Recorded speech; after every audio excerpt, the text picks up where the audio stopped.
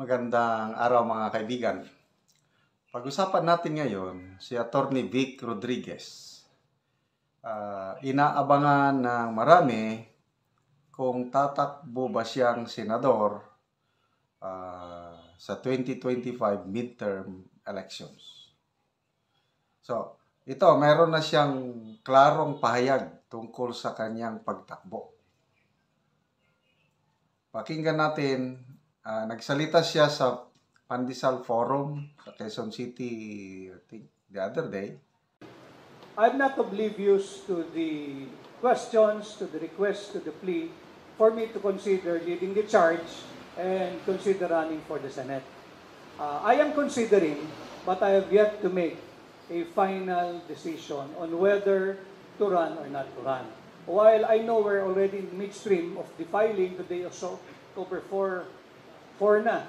What is the deadline? October 8. October 8. So, midstream tayo, meron pang natitirang 4 na araw.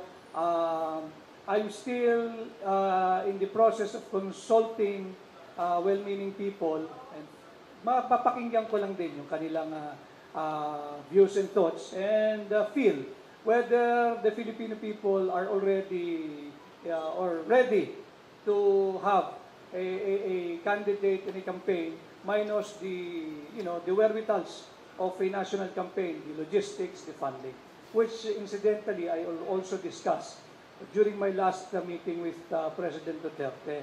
And we both agreed na I think if there is really we cannot be oblivious to the request.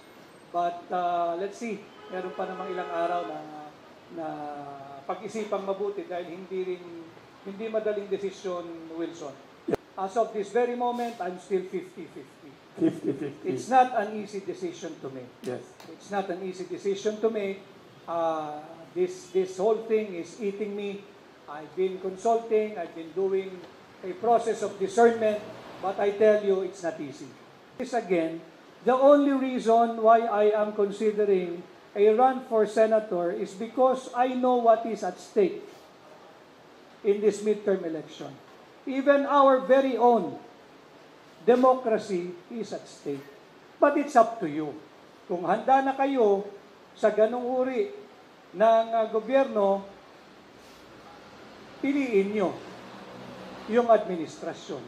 Pero kung handa kayong lumaban at lagyan natin ng credible and effective opposition ang both houses of Congress, yung upper house, yung Senado, at yung lower house at ang Kongreso, magtulong-tulong tayo and let's bring in good people there, honest people there, who will be championing itong paglaban sa transitioning from presidential to parliamentary at yung sinasabing napipintong impeachment laban kay Vice President Inday Sara Duterte, because that in effect will be disenfranchising the 32 million Filipinos who voted for her.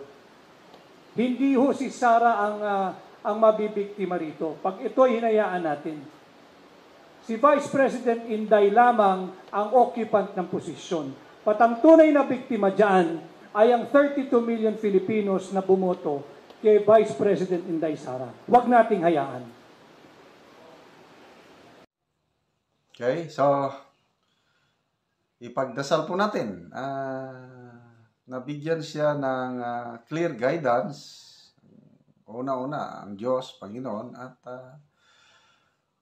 kanyang pamilya siguro, mga kinukonsider niya, mga friends and relatives. So, mahirap, sabi niya. It's not an easy decision. So, ano sa tingin niyo? Please comment. Tatakbo ba siya? O maglaylo na lang. Kasi napaka-active niya nung nakaraang election, yung 2022 presidential election. Kaya nga tinawag siya nga kingmaker against all odds. Walang maniwala na mananalo ulit ang isang Marcos babalik sa Malacanang. At it's a miracle. Nagawa yun ni Atty. Vic Rodriguez bilang Chief Political Strategist, Campaign Manager, lahat. siyang nag-handle sa candidacy ng Pangulong Marcos Jr. So, hindi na siya baguhan sa eleksyon dahil grabe ang ano. Kung nabasa nyo lang yung kanyang libro, Kingmaker, talagang very detailed. Nakakamangha yung ginawa na campaign strategy ni Atty. Vic Rodriguez para maipanalo ang isang Marcos na kabalik sa Malacanang. So, sa tingin ko sa kanya, gusto niyang kakandidato. Kaya lang, bago siya yung pananalita niya, gusto niyang magkandidato. Kasi may dalawang nakikita niyang bagay na dapat tugunan. Napaka-importanting bagay. Ano yung una? Yung charter change. Nakikita niya na delikado pa rin ang ating konstitusyon, yung 1987 Constitution. Pag maraming maipanalo ng administrasyong Marcos Jr. na mga senador, ibabalik nila ang charter change next Congress.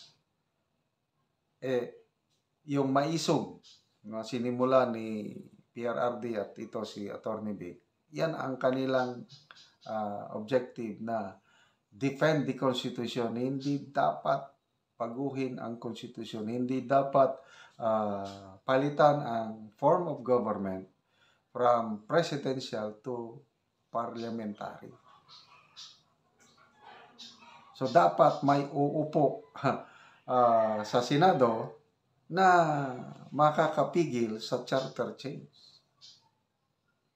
Yan ang nakikita kong na hangarin ni Atty. Vic kung sakali man natatakbo siyang sa Senado at manalo. Yan ang kanyang objective na hindi magtagumpay ang charter change. Okay, so malakas sa totoo lang, believing the surveys, marami ang pasok sa Magic 12 sa Marcos Jr. slate. So, kailangan ng mga kakandidato na may pag-asang manalo. Okay, so charter change. Pangalawa, yung nabanggit ni Atty. Vic is yung napipintong impeachment laban kay BP Inday Sara. Sa Kongreso, wala na silang problema sa Kongreso dahil karamihan dyan is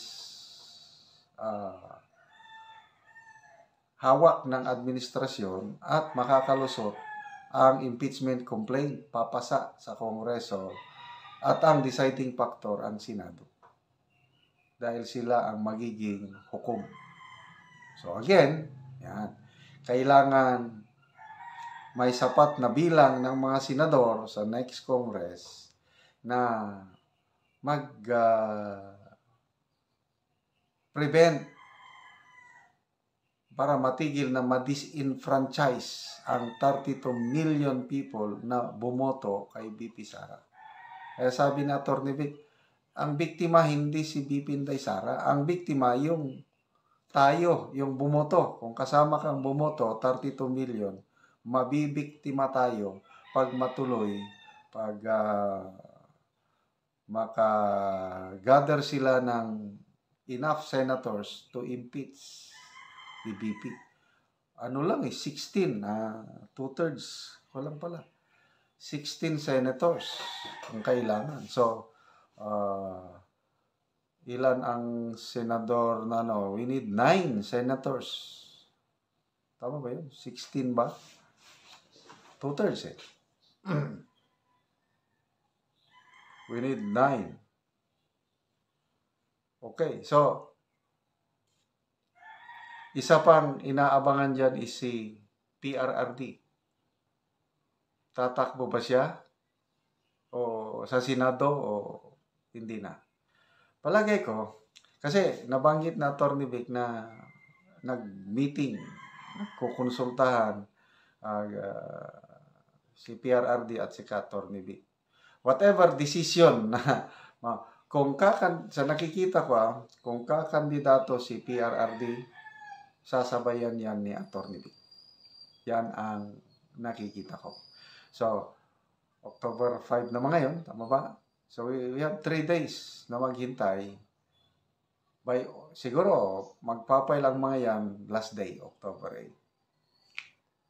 8. Kailangan natin ang kagaya ni Attorney B, kagaya ni yan, Congressman Marcoleta. Ayos na yan. Sana tuloy-tuloy na ito. Hindi na mag-withdraw.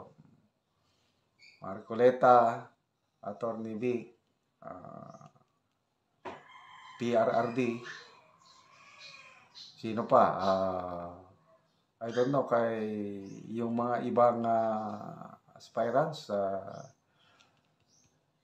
Basta hindi pa kumpleto ang PDP slate. So, sana by October 8 makumpleto na nila ito at kabang-abang. Pagdasal natin, PRRD at si Attorney B, sana mag-guide sila ng maigi at tama ang desisyon nila saan sila tatakbo ngayong 2025 midterm elections.